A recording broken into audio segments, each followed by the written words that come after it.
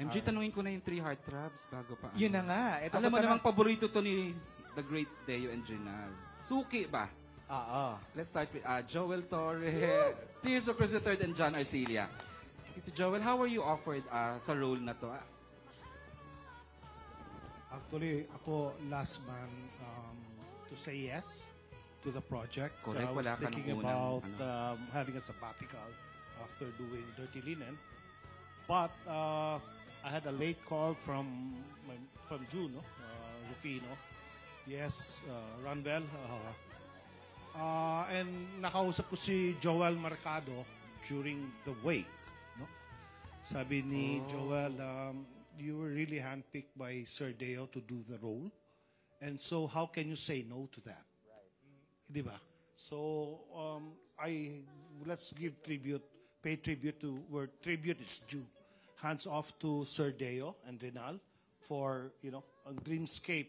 I was having a live review, with this press con. Sabi ko, wow, karamihan pala ng projects ko was Dreamscape. Of course. Sa ABS. So, tama, talagang suki. Correct. And I was looking at my career. We started the first TV show in ABS in 1986 na teleserye. Where we're shooting sa studio in 1986, which was Angkan, by Ben Cervantes. And it's been 38 years already. And I'm still here. And I think I give it to Deo for coming up with a project like this. And like I said, how can you say no to Sir Deo? That's why we're here. I was the last man on board. Pero I'm so lucky na nakasama ako rito with all the stellar cast. Very good-looking cast, if you can see. Pero thank you very much. And I really appreciate seeing the press na we've been here for 40 years already. And we're still here. Right? Di ba? Maraming salamat sa inyo. Wow. Thank you very much. Kailan mo pa titigilan ng pag-inom? Charot lang. Nahirap na hirap ako sa eksena. I had to make bonding with Shaina and Kyle. How to drink concept, no? Naman lang kayong chaser.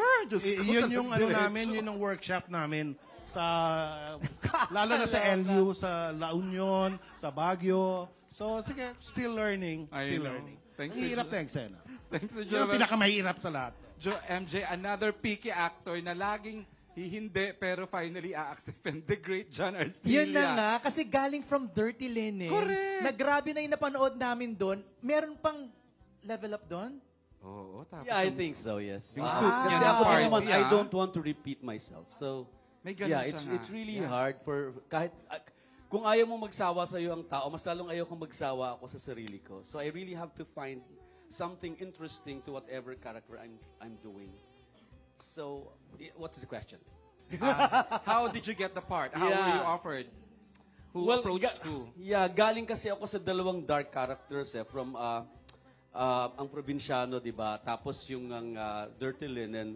So, pinatawag ako ng direction ni Deo to talk to me one-on-one, face-to-face, siguro para i-explain sa akin kung gaano ka-importante yung role.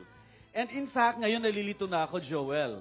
Kasi dun sa mga naririnig ko, when I was approached during the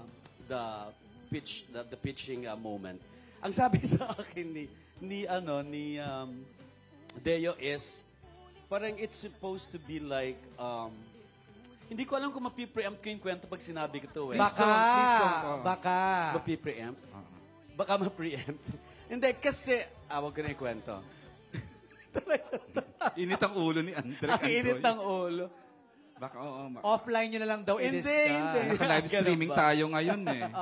Ganun ba? Well, anyway, meron kasing parang aspect of A and B, yung character ni Eleazar. So, kumbaga, it could be transformational, it could be just a simple unmasking, which means meron akong kailangang iwasan na ikwento. But, kung ano man yung ginawa ko, hindi naman spare yung audience kung ano yung naging journey ng character niya. Kasi, klaro naman yung pagkakakwento. But anyway, ako, kumbaga yung nasa gitna. Kasi nung una, ang sabi sa akin, ako yung bida. Si Piolo ang kontrabida. Tama ba ako, Joel? Tama? Kaya nga, may Yeah, pagganong papunta. no, that's not a joke. No. Hindi. Para magkakaroon ng face-off. And then, so it's very interesting for me. So sabi ko, talaga? So sabi ko, parang pareho kaming gray. And then, suddenly, yung resolution, hindi ko alam kung dediretso pa rin doon yung Ay, kwento. nasi-share mo na po. Hindi ko na i-share. kayo. Pero hindi ko Oo. alam kung dediretso doon ng kwento. Pero may isang twist na very interesting para sa akin. Na aside from very relevant yung kwento tungkol sa Philippine society, kakaiba yung character niya kaysa dun sa dalawa kong ginawa. And it's really very exciting to create another dark or powerful character. Oo naman. Sa probinsyano, namugot ka ng ulo. Charot, diba? Okay. Yeah. Siguro ang kaibahan lang dito ni Eleazar is yung insecurity kasi ni Eleazar, he can transform it into a confidence, into something positive. Si Carlos Fierro, yung kanyang insecurity nagiging violence. Tapos yung pambubuli niya nagiging elimination kaysa sa pangbubuli lang na walang sense. Ang ganda ng wardrobe mo rito. Nice naman. Oo. Medyo may pagkaano, di ba? Yeah. Alright, thank you, Sir And of John. course, you cannot say no to Deo. Of course. And of course, Tito Pip. Specifically mentioned ka ni Piolo during the BlogCon. How you delivered. Kasi kayo most of the scenes na magkasama, di ba? Anyway, itutuloy ko na yung kwento ni John para magkaalam-alam na tayo. Ay, wag na. Hindi ba pwede? No, really, no, kidding aside, I have been invited by Dreamscape to do a lot of characters and well, looking back at it, di ba, hindi ko na makakalain na this time na invite nila ako to explain and to invite me nga for this character. Hindi ko akalaing last time na pala kaming magkakausap ni Deo. Di ba? In retrospect, when you look back at it, parang who would have thought na last time na pala yun? Sama sila Rondel. And nung pinaliwanag pa lang nila sa akin, nataranta na ako kasi parang binanggit nila yung casting. Nag-umpisa kaming usapan, umaga, gabi na, hindi pa kami tapos magkwentuhan ko ilan yung taong kasama rin dito sa palabas na ito, di ba?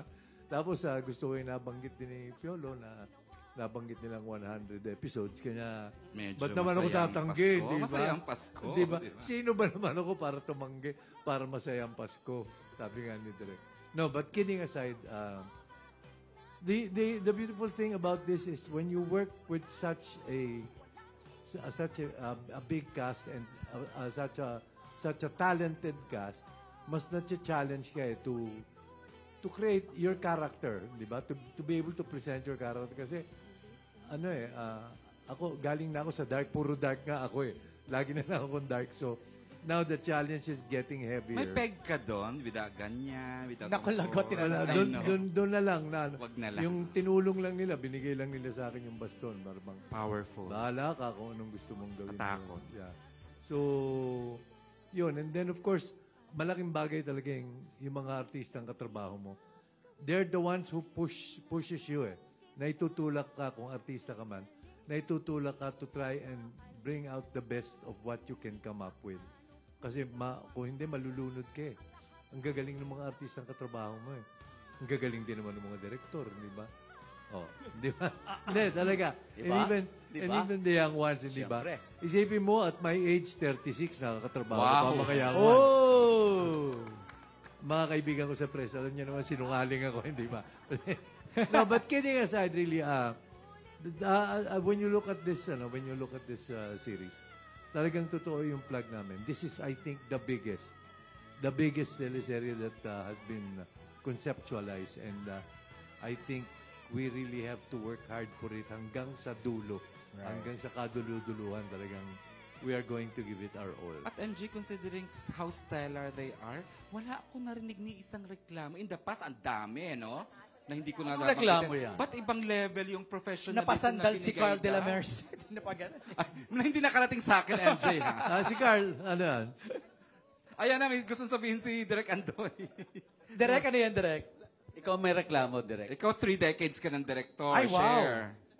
Oh. Hiyang-hiya naman ako Huwag kang dito. 30 years ka na, no? Diyos ko, bata pa lang ako. EJ ka na. Why? Wow. Direct, seriously, yung sinasabing ang low maintenance ng cast mo na walang kahirap-hirap silang katrabaho. At mag-mall show na sila, wag natin silang pakialaman. Okay, ganito. etong batch na to, Diba? okay to. Walang kahirap-hirap. Bigas mo to eh. Oo. Ngayon yung nauna, kanina. Hindi tayo doon nagpunta eh. Eto wala itong kahirap-hirap. Sino dyan? Lahat to. Ay, Oo. maayos to lahat. Diba? Oh, pero yung nauna, yung galing-galing ni Jeremiah doon Natural sa, ko yun. favorite ko yun. Favorite ko yun si Jeremiah. Wow. Mukhang hindi. So wala kang reklamo. Ha? Yung ba yung tanong? Ba't parang nag-choke ka direct? No. Honestly, sobra akong swerte dahil nasama ko sa project na to. Kasama tong mga batikan na mga artista na hanggang ngayon pala, meron pa rin akong matututunan. Yun na nga sabi ko kanina dun sa prior interview na as I go mature into this industry in making teleserye, I still learn a lot from my past mistakes and moving forward because of these guys who gives me inspiration to be better. That's all. Thank you. Naging seryoso. last na for the director's Bumaba part, yung ha? boses. Okay, we have 15 minutes left. I Kasi know. kailangan Direk mag-start Rico. yung ball show sa baba. Kasi Derek Rico known sa mga teen drama eh. Derek Rico, what were the scenes na inassign sa'yo dito sa... Kasi 3 units ha, bihira na ang 3 units sa atin. Karamihan po kasi yung wala pa siya dito. Si Diego, kay Miss Maylene, kila Nadia, kila Moy, meron din halo-halo po. Kung ano pong ibigay sa akin, kukunan ko po. So hindi particular sa mga bagets. Because sa age bata ka pa kasi. Parang yung sa ganun. kanya kasi, the scenes that are not naka-cluster kasi, halimbawa, we do the mga mansion. Okay. So yan, si Direk Lau yan. So yung mga labi sa labas, yung mga nakita sa forest, yun na po. Ay, ikaw yun! Akala ko yung ayaw galawin ni dalawang direct. Ayoko yan, sibigay na lang. Si Rico yun, kasi mas versatile. Kasi mas bata si Rico, kaya pang umakit ng mga bundok-bundok. Itong dalawang to. Ay, grabe. Yung sa forest, parang may kamay na papasok. Kala ko may kamay na gaganon kanina. Thanks, Derek Rico. Go ahead, it's your turn na, MJ. Okay, no, we move now to Alex Brosas. Ay, Alex is here na? Yes. Okay, Alex. Thank you sa beautiful write-up, Alex, ha? Asan ka? Here. Sorry. Left side. All right. Ay, right side, sorry. Okay. Kay Kyle and kay Gray, what do you love and what do you hate about your character? Okay. Nako. Lagot.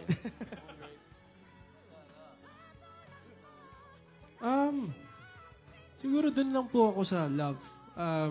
Laging tinuturo po sa amin, never hate your character. Never deny your character. Kasi ikaw pa rin yun at the end of the day. Learn how to love your character. Para sa akin po, gusto ko po kay Moises is yung pagka-pure niya. Yung kung paano siya magmahal, bigay lahat. Kung paano siya magtiwala, bigay lahat. At kung paano kahit hindi para sa kanya yung ginagawa niya, basta alam niyang nasa tama siya, gagawin niya. And it's something na feeling ko maraming makaka-relate po sa sobrang sama ng mundo ngayon, sa dami nangyayari po sa mundo natin. Kailangan natin ng hope katulad ni Moises. And I feel like that's something na talagang dapat abangan po ng mga tao. Totoo kay yung Moises Malonzo. definition, one of the purest characters he has ever portrayed. Yes, Totoo. Thank you, Pulot. Charot lang. Si Pulot. Gray? Go, Gray. One thing that I love about Justin, na super similar po sa akin, is his determination. Kumbaga, nakita niyo naman parang sa second time ko po i-watch this presentation, and his passion for his race car driving right now, that's the only thing in his life that matters to him. At parang ganun din po ako. Pag may something ako na gustong makuha o gustong ma-achieve, I'll only focus on that one thing. And what I hate about him is his means naman. Yung kung paano niya po gamitin at tinitear down yung mga ibang tao in such a brutal way, especially in this story, is something I disagree 100%. Ako, I'm the type of person that likes to just be in his own lane, and I think complete opposite po kami dun with the domination of the terrain na ginagawa ni Justin sa mga kapwa niya. Okay na, Lex? One more. Piolo. If we are to scrape your character, what will we discover? Oh, wow. There's a lot. Well, of course, he starts out bad, but through the course of time, he goes through certain situations where, and he will have to face his demons and whether to choose right or wrong. So, marami talagang kapupulutan ng lessons sa character ko. And we're halfway through with the shoot, so marami pa siyang pupuntahan. And I really brought him to the darkest side, so para yung redemption niya mas malaki paglagpak niya bilang tao. So I really want to make him as human as possible, and I'm sure maraming makaka-identify sa kanya. Thank you, PJ. Thank you, Alex, for your question.